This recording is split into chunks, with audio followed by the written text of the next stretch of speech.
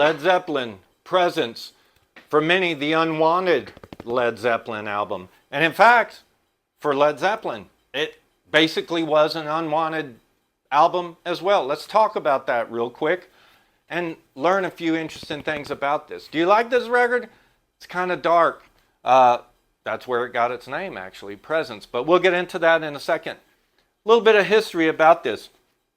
There's only 7 songs on here, and that bothered a lot of people. Funnily enough, it has 2 of Led Zeppelin's longest songs ever recorded in the studio, the opener and the closer. The opener, Achilles' Last Stand, I don't really like. It's kind of a bad song. But the closer, T for One, goes, well, the first song's 10.5 minutes. The closing song's 9.5 minutes. And you got 5 songs crammed in between.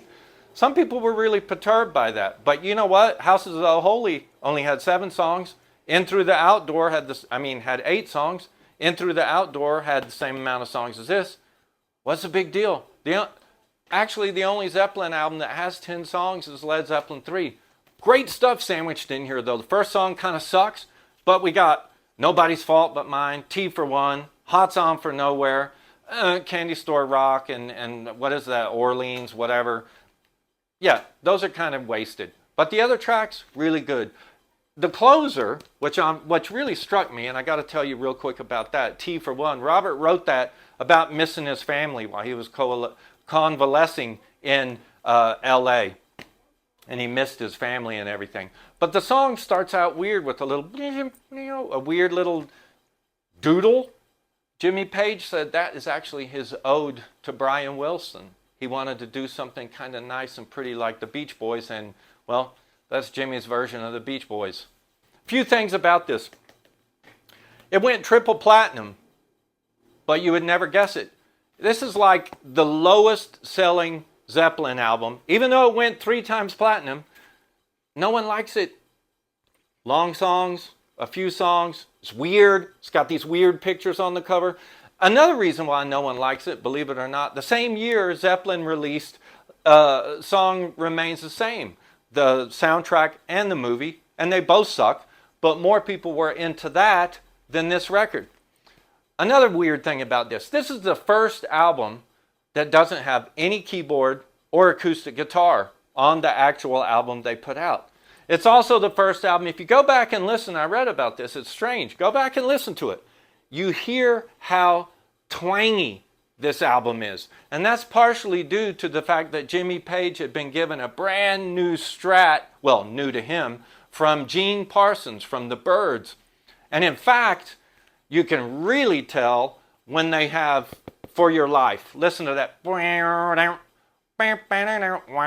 Lots of twang bar going on in that track. It's obvious. But let's talk about the name real quick and the whole vibe. It is kind of a dark album, but there's a reason for that and how it all coalesced, if you will. 1975, Led Zeppelin put out Physical Graffiti. They were at the top of their game. They were gearing up for a world tour in 76. And guess what? Robert plants on vacation with his family in Greece, has a car wreck. What are they going to do? They didn't know. Their whole career was hanging on the line. Suddenly, Jimmy had an idea. Let's make a new record. That's why this is the unexpected kind of stepchild in the Zeppelin catalog. It was never supposed to be. It was an unplanned, a surprise. So, not only did it have that going for it, but they had to hustle to make this. Now, they recorded it in Germany, in Munich, and basically the studios they recorded it in was in the basement. It was cramped, it was dark, you're in a basement. And it sucked for Robert Plant. He was in a wheelchair, and he's doing this, bumping into stuff in the studio. Not a very comfortable situation. That whole vibe carries over into this, makes it a dark record.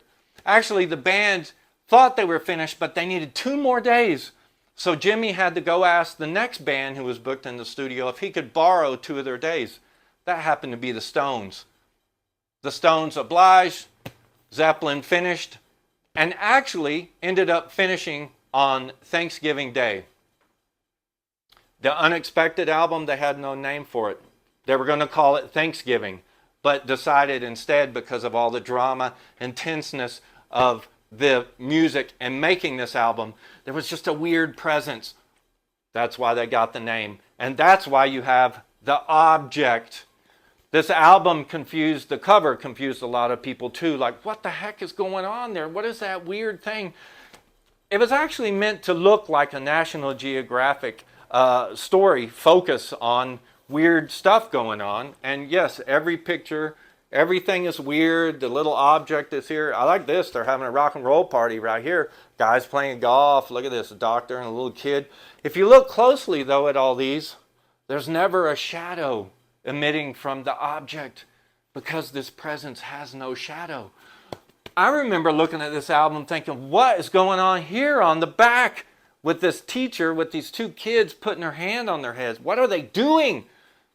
I don't know. I still don't know. But what I found out is crazy. This little girl right here, Samantha, I believe was her name. Correct me if I'm wrong. This is her and her brother on the cover of Houses of the Holy. Led Zeppelin presence. Do you dig or not?